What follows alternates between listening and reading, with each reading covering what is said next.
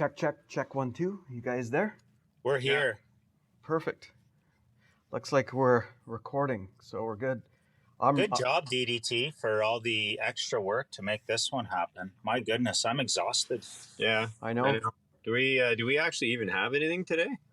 No, but that's good because I don't have a lot of time. I got to check out of the hotel. Stop complaining, DDT.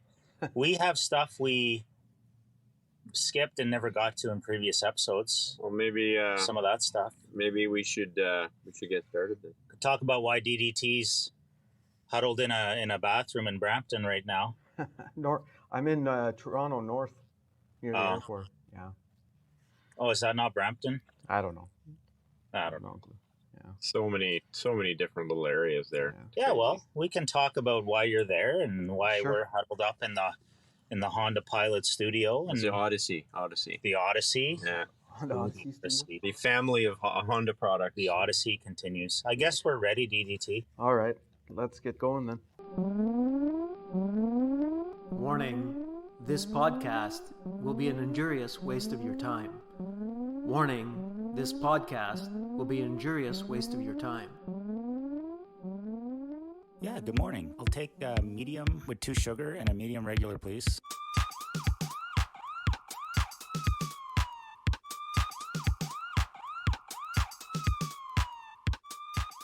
All right, well, morning again, boys.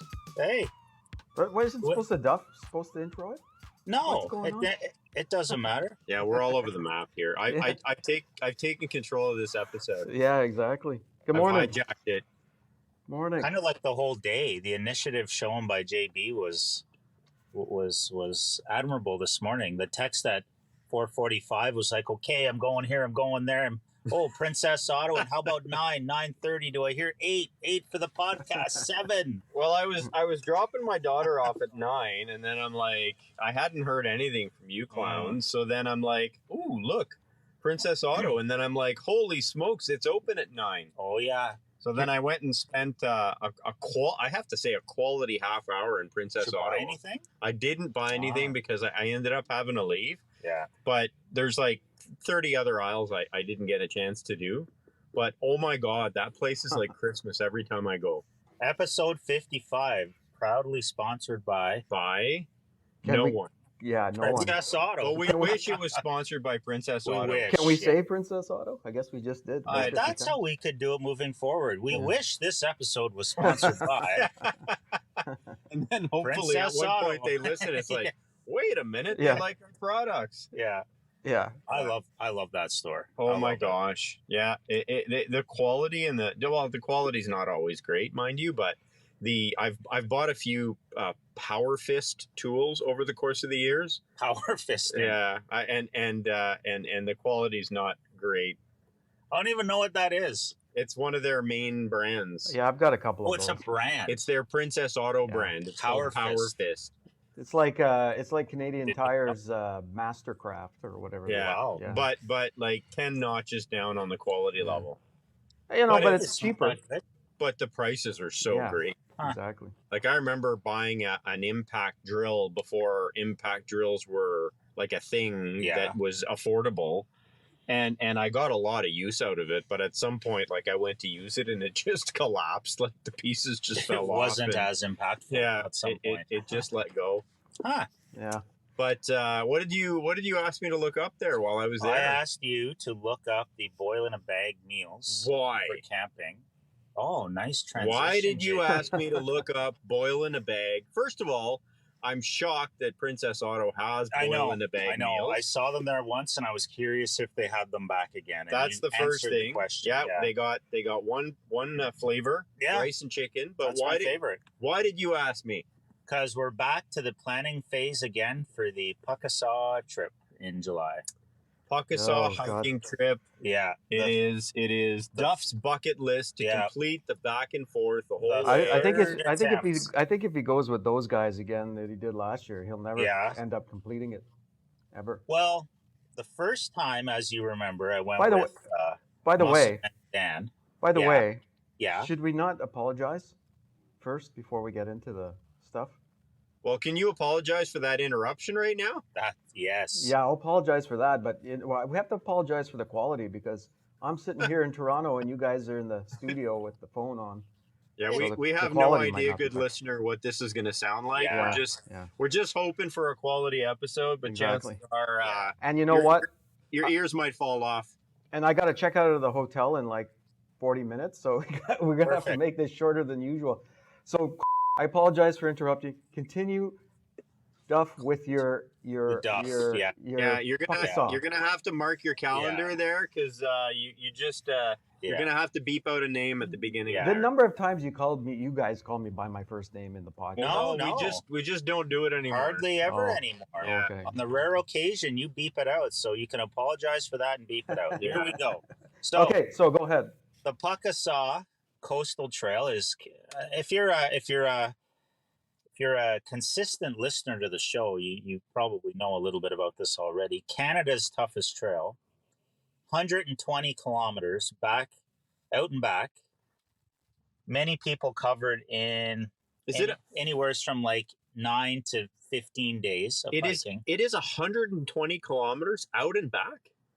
60 out, 60 back. Oh, yeah. I thought it was like 70 out and back. Wow, that's a lot longer than I thought it was. Yeah, it's 120 kilometers. Wow. Yeah. Okay. So over very challenging terrain at times, but through absolutely magnificent Lake Superior, right?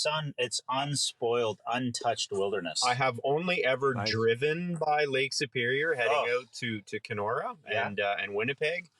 But the views are just breathtaking. It's unreal. Like, it's just a gorgeous lake. Can you imagine having like a beach to yourself, like a Caribbean looking beach to yourself for a night? And the bears. Very few bears. Very few bears. But they are there. And if you ever check out the trail cams, the ones that are there look very well fed. So how many kilometers and how many days did you do the first year? The very first year, Disco Dan and I had a very, very ambitious plan to do the hike in something like 5 days or something absolutely ridiculous. And they looked at us and laughed when we checked in. They forced us to book an extra day, which we didn't need because we bailed on day 3. But I think we banged off 14 kilometers or something like that on day 1. And then we hiked like 25 kilometers the next day. And my knees were shot. So after lunch on day 2, up until lunch on day 2, I was feeling really good still. We were making good time. And then the hills started like up and down, up and down. Like, imagine going up 3 flights of stairs and then down, up and down for like hours over really rough terrain. So yeah, my knees died. So that was it. There was no way I could have went any further. Fast forward to last year, in the second attempt, I packed along 2 Boston marathoners with me. Great gentlemen, great physique, like great, everything should have been perfect for these guys, but they were not aware of the important differences between running and hiking, and they had some really heavy backpacks, and they were done at about the same point in the trail. At the end of day 2, they were done. So how many total kilometers the first year versus the second year? The first year, I think we made it to kilometer like 36 or 38. Like the out and back, or out one way 38K. Okay, so you over did halfway. Like 75-ish, 76. Yeah. Still did quite a bit. That's impressive. Okay. Especially over only 4 days or something. It was really impressive. And last year? And last year we did not make it quite as far. I'd say we made it to a lovely place called Oiseau Bay. That's the Bay of the Birds, I believe. Correct me if I'm wrong with my translation.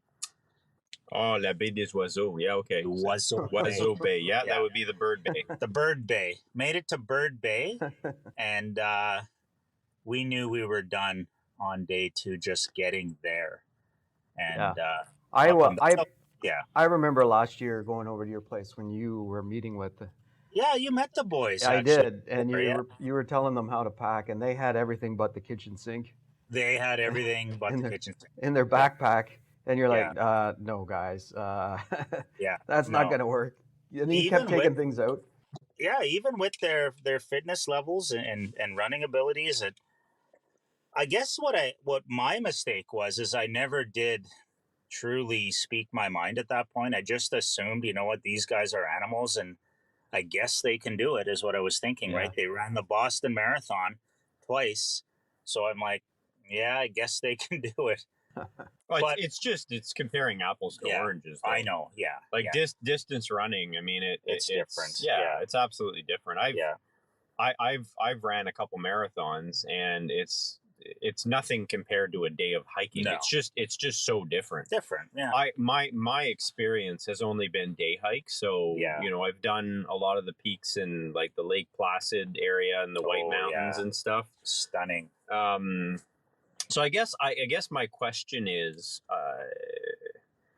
should you do you get to a point? So for example, if you're running a marathon, you know, you get to that 20 kilometer, 22 kilometer area where you kind of, I'll quote, you hit the wall. You hit the wall. Right. And you have to, although your every part of your body is saying like stop because you're going to die. You kind of have to push yourself through it. So I'm wondering, I know in my day hikes, you know, you're halfway up a mountain and you feel like I should just turn back. Yeah. But you're pushing, and when you get to the top, you realize, okay, physically my knee was hurting a bit, but I'm fine now. It's all good. And then you get back down and it's like, oh, that wasn't that bad. So I'm just wondering if when you get to that point where you're saying, I think I'm done, do you think you'll have to get to that point to keep pushing to actually do the whole thing? Great question. You're constantly evaluating, right? Okay. But imagine it's not a day hike, but it's a multi-day hike. Yeah. So that you almost have to predict in advance when that turnaround point is. Because the second you say I'm done, you've got freaking days of hiking to turn around and get out. Yeah. Right? So if you're hurting on day 2, like hurting bad, and it's a progressively hurt more every hour kind of hurt, you're done. Because the next day is harder and you're going to hurt more, and you're still not even at the halfway point. Jeez. So you got to be feeling, I think for us to accomplish this, we have to be feeling really good at the start of each day and at the end of each day. And before you know it, you'll be done. I think for you and guys, we have to pace. What's that? For you guys to accomplish it, you need to start training for it. Not do any training and then go out there and figure you're going to go 5 days of hiking. But we're all training in our own ways, for sure. But the other the flip side to that is like some people do the whole Appalachian Trail in one shot, right? Yeah. They're off the couch, midlife crisis. I'm going to walk the Appalachian Trail, and then all of a sudden you wake up and you know, they're going to hit rock bottom. They're going to get injured. Their knees are going to be in pain. They're going to be thinking this is the worst decision I've ever made. But having said that, like, they push through it, right? We've got to tackle that, the 3 of us, someday. Right? Well, just make sure their backpacks are lighter, right?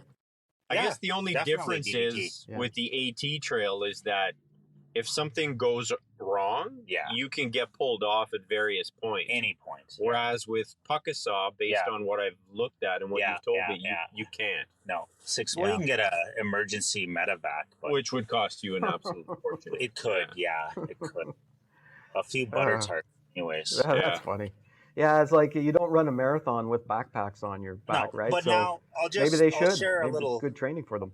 That's the other thing I was going to say about my day hikes is that when we go, like, I have a backpack with snacks. Yeah. You know, you probably pack a couple beers, a whole bunch of bottles of water. Yeah. And even that backpack is, it gets to a point where it's like, well, this is annoying. Like, let's, you know, you carry the backpack for a while kind of thing, right? Yeah. And it's a lot lighter when you're coming back. But so I can't say that I've hiked with a giant backpack on my back. Yeah. So for Puckasaw, the one thing you don't actually carry is water at all because it's too heavy. Yeah. You are always gathering your water on the trail. And there's tons of it, right? Yeah. You're right along the lake. So you're either drinking it with a pill, or you're drinking it through a filter, or you're potentially boiling it and then drinking it. But you cannot carry water. You start out with 9 days of food and hopefully a spare pair of undies and very little else, right? Backpack, tent, sleeping pad, and Undies. If you're the guys I went with last time, yeah, they had an extra 40 pounds of God knows what. You really got to minimize. But let me just share the real quick story from the last hike as to why we basically failed. Okay, so it's 60K one way. And the first day is supposed to be easy. Okay, it's like hiking around here. It's like hiking in Algonquin Park. Flat trails, easily marked, bridges, a giant boardwalk, things like that. Like really nice. Our first day's plan was 15 easy K. Okay. We stayed in Sault Ste. Marie the night before. We got up late, had breakfast, drove, hit the trail after lunch at 2:00, did our orientation, off we go. Okay. Because at 2:00 in the afternoon, 2 marathon runners in Duff should be able to hike 15K, don't you think? Yeah, absolutely. Roughly, like sure. even if it's only 4K an hour, you're looking at 4 or 5 hours. Roll in at the campsite at 7. Great day, right? So we start out.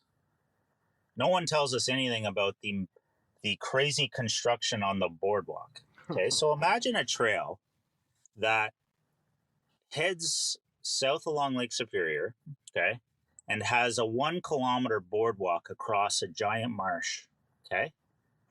But that boardwalk is under construction and you're not allowed to take it, okay?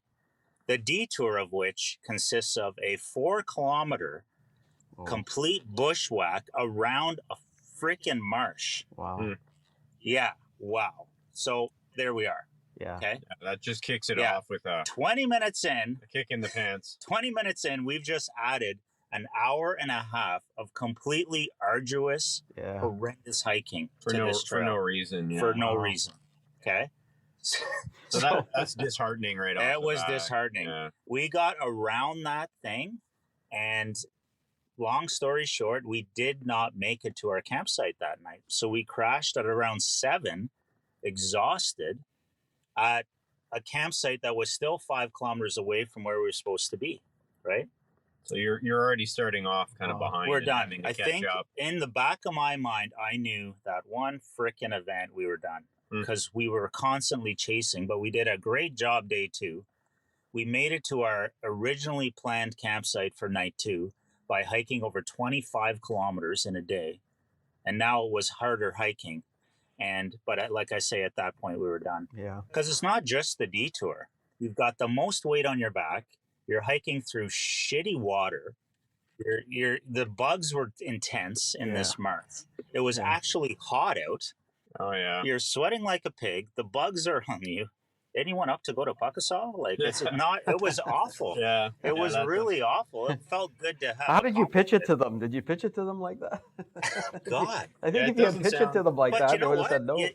You live and learn, even experienced hikers like me. So when we head up there, you know what we're friggin' doing this time? We're driving right to friggin' Wawa the night before, okay? We are going to hit the trail at 8 a.m., no matter what, right? Because you never know what you might encounter. Yeah. And I told the boys, and they agree. Imagine we roll into our campsite at 2 or 3. Oh, big deal. So what? We're early. Way better to roll in at 2 or 3 than to not roll in at all or to get in at 8 at night exhausted. Yeah. Right? Yeah. Sure. So I told them every day, we've got to leave early. And that's it. I think that'll be half the problem solved. The 3 of you again? Another guy is joining us. Uh-oh. Nad, a big fella, That sounds like a nightmare right there. So four guys. Yeah, well, you know what, DDT, there is the possibility of having a rookie along. Could be a new weak link, but well, guaranteed, yeah. Or he could surprise you and I would hike all of you guys. Well, this is the thing. You alluded to this earlier about how marathon runners hitting walls and stuff. So I think there's a mental piece that Nanad will not let us down on. The poor guy, he's a big boy, but I could see him crawling. He will not be the guy he's not going to give up. He will not be the guy that says, I'm turning around. Yeah. I'll be the guy that says we're turning around for sure out of this 4. Me too. No question. I'd be the guy. I'd be the guy. Anywho, that's 20 minutes of that Puckasaw. Yeah, thanks for letting me share. That was a good Duff story. No, it's exciting. I mean, it's like, this is a big deal to you, right? This is the 3rd time you go back. It's and I hope you guys get it done. Anyway, well, we can talk about that again, but yeah, for sure. while we're on hiking, you had talked to or alluded to a trip to Costa Rica a while back, where you brought up shit for the Puckasaw trip, where you said you fell into a pile of manure or poop or something in Costa Rica. And do we have another 20 minutes? Oh Steve? God, we have another 20 minutes. Well, should we? No, we don't, because I gotta leave in 15. 20 you know minutes. what? I don't think you do, Darcy. Hotels are fine, man. You don't have to check out. You just leave when you're ready. Technically, you're out of the room already. My wife was sure the family texting me, "Where are you?" Tell them. Yeah. Tell them to just get everything out of the room, and I'll see you at the car. Pack my stuff and get it ready. Go get me a coffee. Go get me a coffee, and we're leaving Brampton at. Should we say, before you get into your why you fell in the poo story? Should we let them know why I'm remote? I thought we did. Did we do that? No, we didn't really get into that. We better apologize for that. We talked about, but yeah. So why are you remote?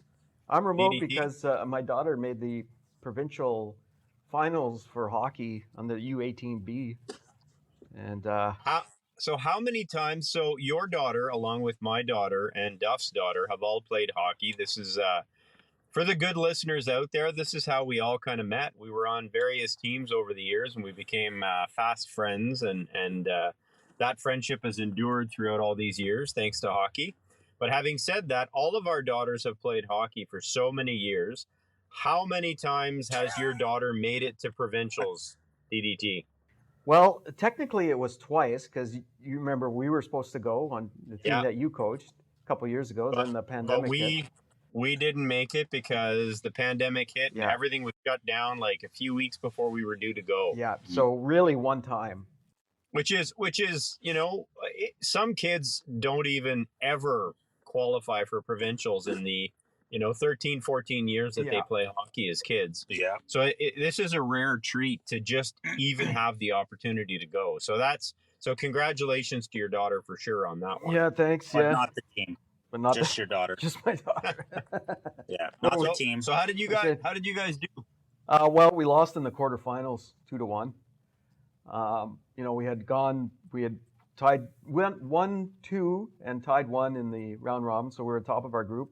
We played a second place team from one of the other groups, and they ended up beating us 2-1. Although we had the puck in their end most of the game, we just couldn't find the back of the net. Unfortunately, the girls played really, really well.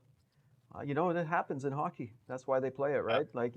We made a couple of defensive mistakes and they capitalized on it, and away you go. So we're out, which is unfortunate, because I think we had a real shot of maybe winning it. But you never know when you're playing. So, but very proud of what they've done. We still have the championship game for the league coming up. So you might still win the season regionally. Exactly. So having said that, the most important thing about qualifying for provincials, did you order your daughter the hoodie? Yes, they have. She has the hoodie. Yes. There you go. See, that's the most important thing. There is walking away with the hoodie. Hey, actually, speaking of hockey, so you guys know my daughter aged out of hockey last year.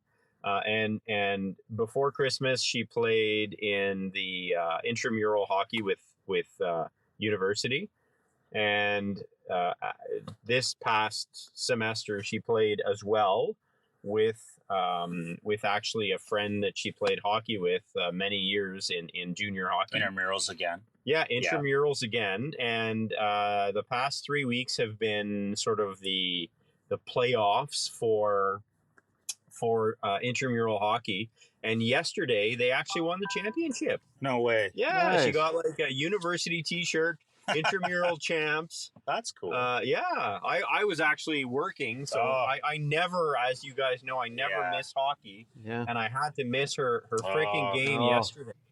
And she won the championship game. Fun. 2-1 against a team about a month ago. They lost 7-1 to. Whoa. So that's you never know, right? Well, that's how the puck bounces, as they say. So there you go. Well, congratulations. No, it's awesome, and congratulations to your daughter too for making the provincials. It's so exciting, and we wish her luck in the championship game too. Yeah, thanks. It's being played at the CTC Canadian Tire Center. Can we say that? That's fun. Yeah. I've gone there with my daughter's teams, with my son's teams, and I've actually played multiple times on that ice, and it's a lot of fun. It was the only way we could get the other team to come out and play it, I think. I think so. Yeah. You know what? It's a great way to end the season. I wish the goaltender, your daughter, all the best, but not the team. We were saying that all year with your team, I think, right? Yeah, that was the running your daughter's joke. team. Yeah. Wish your daughter good luck. Good luck to your daughter, but not the rest of the team. Yeah. Not the team. Yeah. No. So back to the poop story. Yeah, what's going on with the poop? Well, the poop story is it's more of So why were you in Costa Rica? Yeah, it was more of a near-death experience. So probably one of the fondest trips I've ever taken. You almost Darwin towards yourself? Yeah, I have a few of these trips, but grade 12, believe it or not, Almont District High School. Wow, really? Okay. We had a teacher that actually... In Lanark County. Had a teacher that actually agreed to take his grade 12 geography class to Central America. Like in the early 90s, maybe around 1990. Is this the teacher that inspired you to be a teacher? For sure. Yeah. To kind of have you get so involved with the kids? Absolutely. Yeah, Mr. Suter. Shout out to Mr. Suter. Took 20-some crazy Almont kids to Costa Rica for a week under the guise of learning geography. It was a complete blast. And many, many stories from that trip, but the one you guys seem to be most interested in is the compost pit. Well, that's the one that brought it up. Yeah, well, that's exactly. It had, I thought we were talking about near-death experiences or something. I forget. So we had traveled from San Jose to the Monteverde rainforest, if I remember correctly. And we were all put up in these lovely little cabins for the night. And there was one little pub/restaurant about a mile down the dirt road from the cabins. Okay. We rolled in. I think we started with a few drinks, around the campfire or whatever. And then for whatever reason, I wasn't ready to go when the group was. Very, very unlike Duff. Usually I'm quite punctual. So everybody headed out in the bright late day sunshine of Costa Rica, and I guess they walked down to the restaurant. I said, I'll join you later. One thing led to the next, and if you've ever been near the equator, the sun sets in the blink of an eye. Did you know this? No. Well, because it comes at an angle where we live, right? We're 45 degrees north of the equator, so every time the sun sets, it doesn't just set straight down. It sets on a weird angle, especially in the summertime. Like that's why we have twilight for like an hour and a half, right, in the summer. So the sun sets on this crazy angle. At the equator, the sun sets straight down. Oh, really? Okay. Yeah. So, 1 minute, it's bright. The next minute, it's dark. Okay. And when you're in the jungle, it's really dark really quick. So I'm like, oh, my God. Like, it's pitch black in like 5 minutes. So I still have to get down to the pub and join everyone. Minor panic sets in. And then I see this guy on a motorbike start driving down the road. There's my ride, right? Is that what you're thinking? I know I was. Yeah. So I start running towards this motorbike in the black jungle. All I see is the light. And all of a sudden... You were going towards the light. Yeah. Don't you know never to go towards the light? I was running towards the light like a giant June bug goes to the light. Which, by the way, there were June bugs the size of softballs. Anyways, all of a sudden, the earth disappears from under my feet. And I'm like, well, that's weird. And then the next thing, it's just a soft plump. I land in something, right? God knows what I've landed in. And then I'm like, I think I need to get out of this, whatever I'm in. And I don't know what sort of power I obtained at the moment, but I somehow climbed up an earthen wall for what felt like forever. And I flopped out. You couldn't see anything. The whole thing's dark. I don't know which way's up, down, anything. I flop out of this apparent hole, and I'm on the ground, and I start walking to this place. Like, I showed up, God knows when, and it's one of those typical entrances into a bar where everybody's kind of talking. It's loud, and then everything's just dead silence. The record players go, everything just stops, and there I am. And I guess I was like covered head to foot in like brown liquidy mess, right? Yeah. So whatever. I think I somehow got cleaned up in the washroom, had a nice evening, whatever. And I told them what happened. And some of them said, no way. I'm like, yeah, I fell in something. They're like, okay, it couldn't have been. I'm like, well, what was it? They said it was a giant compost pit. And there were tarantulas and snakes and frogs. Tarantulas are not bad. No, all sorts of stuff in this pit. And I'm like, yeah, whatever. I said, well, we've got to go back tomorrow because my passport's down there and my wallet and everything. Oh, really? Yeah. Seriously? Like I lost everything. Oh, no. So the next morning we go. I have pictures of this thing too, somewhere, like hard copy photos. I really have to find them. So we went back the next morning, and there it is. It was like a square hole, the size of like a truck, let's say, right? Like 4 meters by 4 meters by 4 meters deep. Like this thing was deep, and on the surface of it were like lily pads and piles of vegetables and crap. Like it really was a compost pit. And there floating on the surface is my passport and my wallet. Oh gosh. So we got it back, and we're just about to leave, and everybody keeps finding new stuff to point out. Oh, look at that spider. Look at that snake. Look at that frog. Wow. Like, look at all this stuff. And I'm like, I'm squirmish enough to start with, but to think I was in there with those things and nothing bit me or ate me or drowned me, like the fact I got out. Anyways. So by the way, we looked at one of the walls and it's like, oh, that must have been where you climbed out. It looked like a frantic bunch of claw marks up the wall. All of a sudden you became Spider-Man. Yeah. So fellas, that was one of my near-death experiences for sure. So should I beep out the F-bomb you dropped in that? Oh, I got very emotional. Yeah, you probably should. It's a family I don't know. Is it a family show? Is it a family show? We've dropped a few S-bombs. Moral of the story. Never fall into a pit. Number one, stay with the group. So to this day, as an educator, stay with your group. Do not be the one person by themselves. Number two, do not run in the jungle in the dark.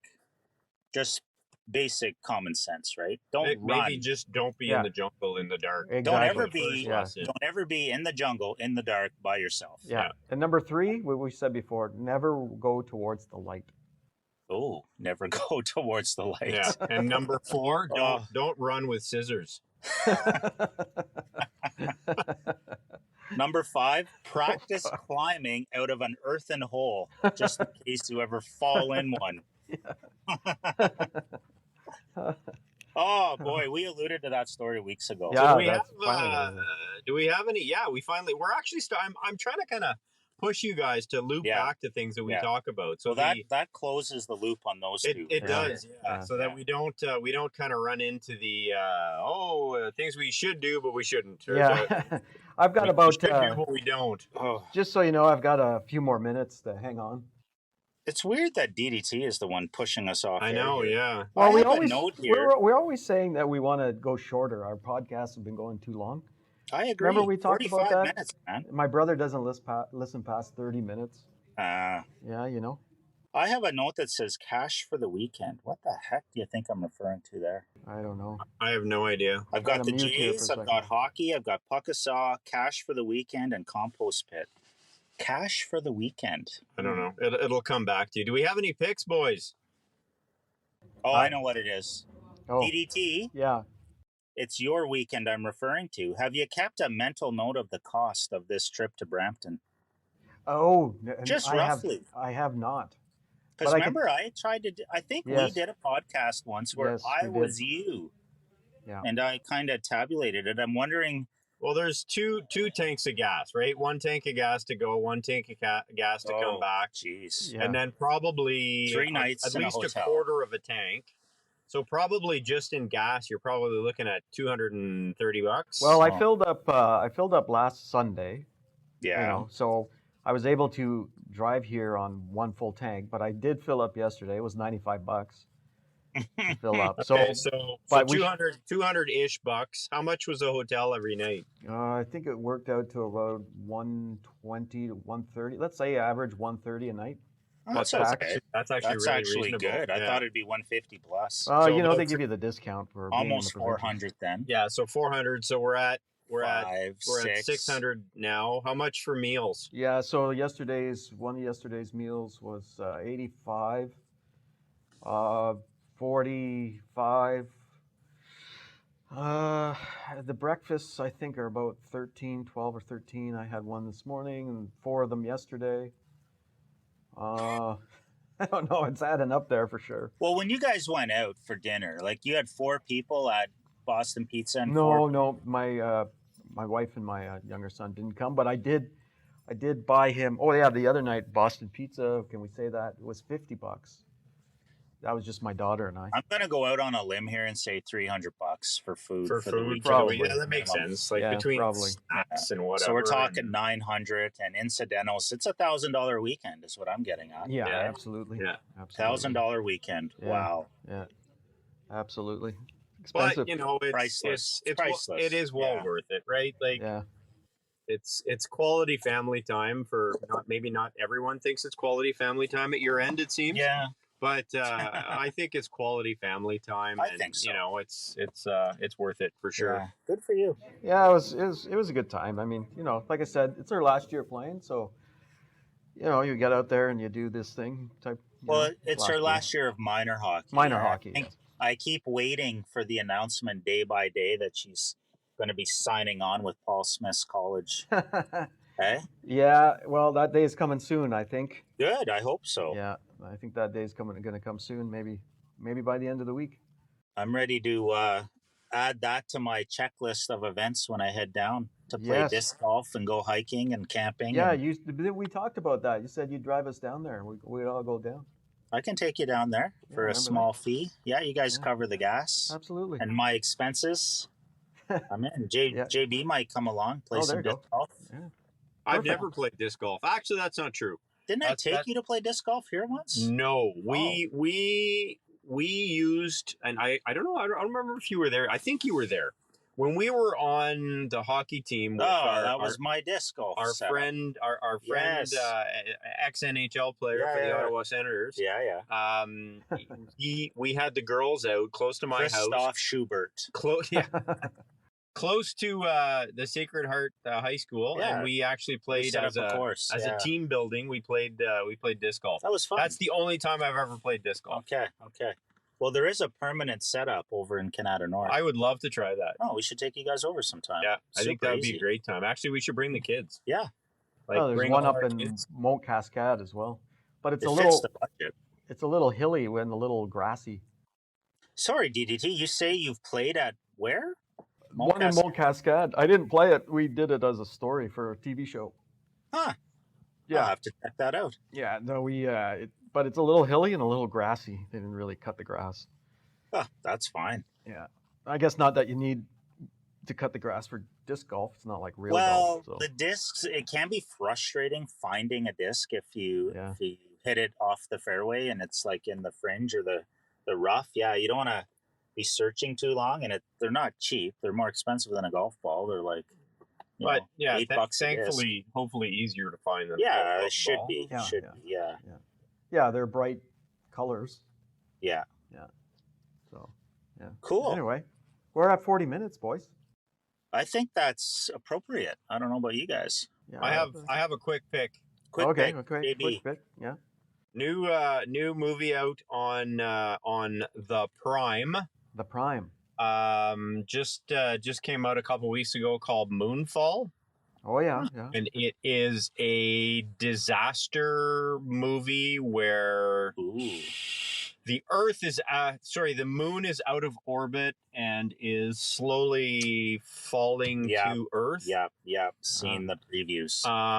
And it is shockingly horrible. Oh. But it is almost horrible enough that it is actually really enjoyable. You can't stop watching. Yeah, pretty much. It's like a slow motion train wreck, and it's like Moonfall. I don't know if a 2-year-old wrote the script for this, But I think that's what they were actually going for. But I mean, Haley Berry's in there.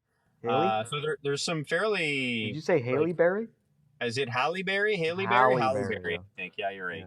But anyway, so the Halle Berry School of Mines. I think if we're talking about old 80s cheesy movies, and you know, some modern special effects and disaster movies, I think we can kind of throw this one into the Lanark ballpark and our Podbeanskis all over the world ballpark as well. So there you go. This week's pick is Moonfall on the Prime. On the Prime. I'll definitely check that out. Yeah. Well, yeah. So I guess we should wrap her up because I gotta check out of the hotel. I apologize to our good listener and to you, JB and Duff. Even though you don't have to, you don't have to. Let you go. I'm getting the stink eyes from the family. Are they in person right now with you? No, they're not. But they're texting. You're getting the text. I'm getting the stinky text. The stinky text. Exactly. They're giving me the stinky text that they want to get back to Ottawa. Well, congratulations on your daughter in making it to the quarterfinals in the Ontario Provincials girls hockey tournament. That's fantastic. You know, we wish you a safe drive home. For the good listeners out there, you can find us on Twitter at Cop Car Coffee at Cop Car Coffee. And if you have some interesting things that you'd like us to talk about, you know, you can reach us at copcarcoffee@gmail.com. Oh, nice one. Good promotion there. Shameless self-promotion. We have no friggin' sponsors, so we gotta get promoted somehow. So if you want to sponsor us, reach out. We'd shamelessly love to have a sponsor. We'd shamelessly love to take your money. If you want to sponsor us, we could recommend a really good psychiatrist as well for you. Yeah, we don't even actually want any money for sponsorship. We don't need money. We just want coffee. We just want to be able to say that we're sponsored by someone. We don't actually really need anything. No. Yeah. Just free coffee would be nice. Yeah, free coffee would be nice. Yeah. But if you're out there listening and you want to sponsor us, give us a shout. Maybe if you have any connections with audio equipment for shooting in a coffee shop, that would help as well. Yeah, that's true. And any advice, really. Like even just shut it down, stop podcasting, we're good. Yeah. We'll take it. Anything at all. Yeah. Yeah. All right, boys. Thanks, boys. That's Cop Car Coffee.